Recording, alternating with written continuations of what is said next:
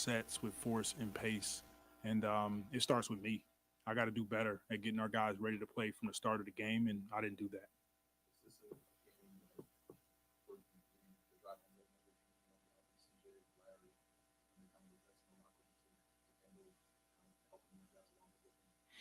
We're all in it together. Um, no matter who steps on that floor, they need to be ready to play. And big moment, small moment, whatever you want to call it, we expect to come out and play our style. And I think that the frustrating part is that the first half, we just walked around. We walked around defensively. They got out in transition. We turned the ball over. And then second half, we flipped it. And extremely proud of what we did. But we can't wait. We got to put four quarters together, and we just didn't do it tonight.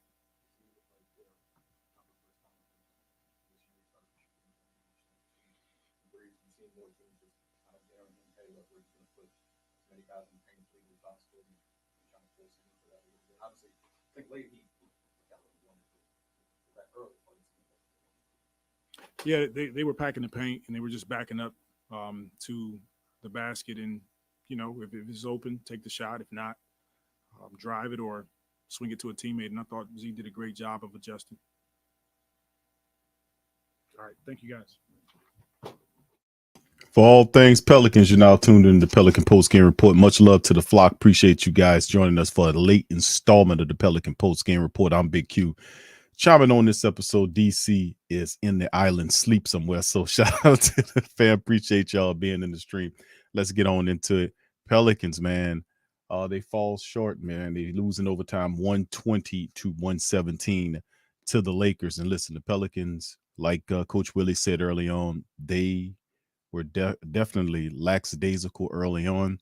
As you know, they only had that 17-point second quarter. Then they were able to roar back in the second half of the game. But boy, they had this game, but too many blown opportunities for the Pelicans. And one of the key things that stick out to me is the fact that you blowed up the defensive play on the back end that helped, that the 3-point shot that helped put them, that forced the forced overtime period, the two missed missed free throws by Dyson Daniels.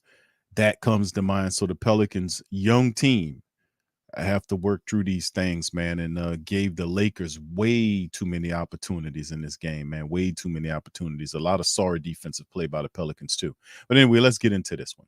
Pelicans 47 of 102, shooting the ball for 46.1%. Lakers 45 of 98, 46%. Downtown Pels 8 of 25 for 32 flat. Lakers 10 of 36 for 28%. Pelicans got through the foul line 21 times, converted 15 of 21 for 71.4%. Would have helped if the Pelicans get to hit a higher clip. Dyson Daniels. The Lakers did take advantage of the 23 attempts they had, hitting 20 of 23 for 87%. 56 rebounds by the Lakers versus 51 by the Pels. You look at the 35 assists by the Pels versus 30 by the Lakers. 10 to 6 on the steals, advantage Pelicans. 8 to 5 on the blocks, advantage Lakers. The turnovers, the Lakers had 18 turnovers and 19 points off versus the Pelicans 14 turnovers and 22 off. 20 to 17 on the fast break situation favoring the Lakers. 66 to 64 points in the paint battle won by the Lakers. And of course, 16 points to the longest lead the Lakers have versus 7 by the Pels. This should have been a win, in my estimation. This should have been a win. Pelicans, a lot of bad defensive moves by the Pelicans in this matchup, very undisciplined. And like Coach Willie said, you got to put together a full game, and we could not do that. The first half, they just looked awful in the first half. They couldn't situate anything. And this is against a Laker team, man, that was a woeful 3-point shooting team, but they were able to hit 10 of them in this matchup. And of course, like I said, too many times you've seen the Lakers the Pelicans out hustled by the Lakers in this matchup, with Pat Beverly running around, getting offensive rebounds, and other players getting offensive rebounds. The Pelicans not doing their due diligence, defensively speaking. And it cost us a win against them. We should have beat the Lakers tonight, man. We should have beat the Lakers. But like AD said during the stream, that this is a learning process. But it doesn't get any easier for the Pelicans, man, moving forward. Let's get into the box score for the Pelicans and the Lakers tonight. Zion Williamson led the effort, 27 points in 37 minutes of action, 11 of 21 by him. He was 0 for 1 from downtown, 5 of 8 from the charity stripe, 27.7 assists, 5 rebounds by Zion, 22 from CJ McCollum as he continued his solid playing, 41 minutes of action, heavy-handed minutes for CJ, 10 of 27 from the field. He shot an awful 1 of 6 from downtown. Three-pointer wasn't falling for him, but this guy almost had a triple-double. 22 points, 8 assists, 9 rebounds, a block, 2 blocks, one of which I think he had 2 of them on LeBron, if I'm not mistaken. And he also had a steal. And of course, Trey Murphy in the matchup, 40 minutes of action. He was 4 of 9 from the field. He was awful from downtown. Couldn't buy a basket from the 3-point land. 0 of 5, but perfect from the charity stripe. 4 of 4, finished with 12 points, 5 rebounds, 3 assists off the bench. From the Pels, Jose Alvarado, 15 points, 18 minutes, 6 of 8 from the field, 3 or 4 from downtown for Jose Grand Theft Alvarado, 11 for Larry Nance, got his hustle on in 31 minutes of game, 11 points, 8 rebounds, 5 assists, 4 steals, and a block. Larry Nance was getting his hustle on in a big way. Dyson Daniels even seen some minutes. 16 minutes, 8 points, and what really hurt us, man, he was 3 of 5 from the field. The kid was 2 of 3 from downtown, but 0 of 2 from the charity line. When them pressure moments came, Dyson couldn't step up, man. And you could tell that he's going to be shooting nothing but free throw drills, man. He's going to be in there working on them damn free throws, man. 0 of 2. Man, listen, Daniels hit them free throws. The Pels walk out of that thing. Would have went in, improved to 5 and 2, but yet and still, they lose the game, and that's just something to work on. Najee Marshall in 39 minutes of action, he finished with 9 points, 5 rebounds, 3 steals, 3 assists, had a tough defensive assignment. Big V tonight. What was Big V in 22 minutes of action? Just 9 points, 10 rebounds. For him, he was 3 of 11 from the field, 1 or 2 from downtown, and the perfect 2 of 2 from the charity stripe. Only 9 from Big V in the matchup for the Pels. And, of course, looking at the Lakers in the game, their top guy was, who would have thunk it, Lonnie Walker, 28 points for this guy in 40 minutes of action, 9 of 17 from the field. This guy was 5 of 9 from downtown in the game to help with the Lakers. He led the effort, 28 points. He had 220 scores by Davis and LeBron James. And the matchup is LeBron he got a double-double, almost a triple-double in the matchup, 2 assists off I guess day-to-day Davis, as I call him, 20 points, 16 rebounds, played pretty good in this game. Can't take that away from Anthony Davis. Brown finished with 15 points and 10 rebounds, man. Too many no-name guys impacted the Pelicans. Matt Ryan, 11 points in the big 3. He was 3 of 9 from downtown, the 3 that sent them into overtime. And Westbrook even got 13 points in 25 minutes, 9 assists and 7 rebounds. So too many, they're core guys. Anthony Davis, LeBron James, and Westbrook gave decent performances today. And then they had the others, as Shaq calls them, a big game by Lonnie Walker, 28 points on 5 of 9 from downtown. Man, plus the Pelicans, a bunch of BS with the Pelicans defensively speaking. They just got out hustle, outsmarted when it counted. And on the back end, you got to hit the free throws, man. They're free. It's the easiest shot in the NBA. And Dyson goes there and he blows it. The Rook has got to get that together, because that, in part, not completely, but in part, cost them the game, because they didn't seize the day. They didn't seize the opportunities that the Lakers were giving them to take this game away. And they paid for it with a loss. And, of course, moving forward, family, the next matchup is, guess what? Coming up on Friday. That's right, Friday, the Pelicans have a matchup against the Golden State Warriors. Golden State 3-5 right now. The good news for the Pelicans is that they're 0-4 on the road. So it'll be interesting to watch that one as they come to the Smoothie King Center there. And, of course, the Pelicans, this is the first of 2 back-to-backs. I think it's the Golden State game on Friday. And then Saturday, they have the Hawks coming to town. So the next Friday and Saturday is not going to be, a cakewalk for our Pelicans, man. They're going to have to step the hell up, man. This is something that, you take advantage of these wins when you have these teams down bad. But right now, the Warriors are struggling. They lost to the Miami Heat 116-109. They're on a 3-game slide, and they're coming into the building, into the Smoothie King Center, looking for a dub. As you see, the top guys right there across the board.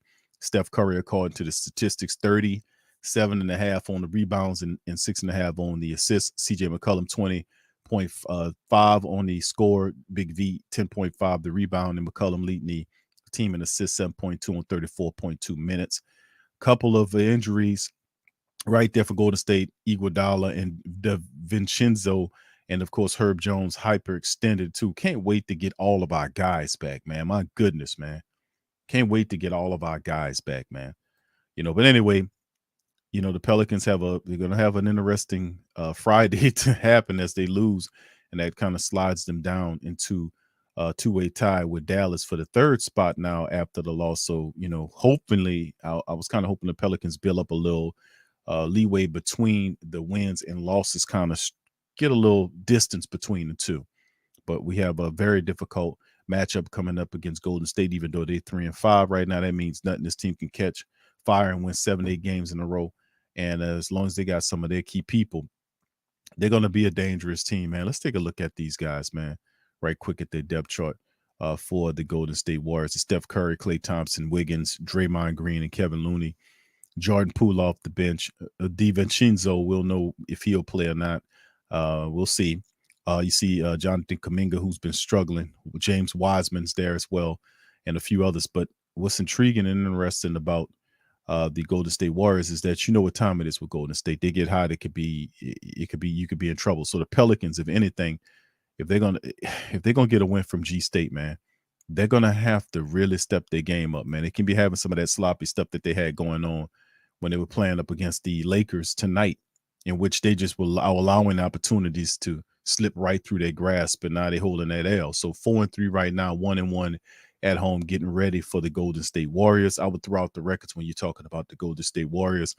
The Pelicans going to have to take advantage, man, as best they could in this matchup, because like I said, right behind them, the next matchup is against the Atlanta Hawks. So on Saturday, so Friday, Golden State, Saturday, Atlanta Hawks. So yeah, man, that's crazy. Steph Curry on Friday, and then Trey on Young on Saturday, man. So, man, the Pelicans got over the next several days. The Pelicans have they got a difficult time here, man, as they're looking to kind of extend, but they just have to play their brand of ball, man. Hopefully get BI and the rest of some other guys back, Herb, to kind of complete our lineups, man, and we'll be ready for these clubs and whatnot. So anyway, with that being said, fam, listen, I appreciate you guys staying up late with me on this Pelican post-game report. It's 12:28 Central Time, my time, as the Pelicans went into overtime with the Lakers and they lose the contest against the Lakers. We'll get ready for Golden State on the flip side of things. So anyway, with that being said, look, fam, I appreciate you guys. Please feel free to smack on the like button. Please hit the like button. Hit the subscribe button, as we are several people off from connecting on 2,000 subs on the Pelican post-game report. Shout out to the fam for that, and feel free to share the show on your social media feed with other flocks or the flockers, man, diehard Pelican people out there. Please feel free to share the link. So with that being said, man, I appreciate y'all, and we will return later on in the week as we get ready for this Golden State matchup, man, and then followed by that the Atlanta matchup. So with that being said, I'm gonna holler at y'all later. Peace and go Pels.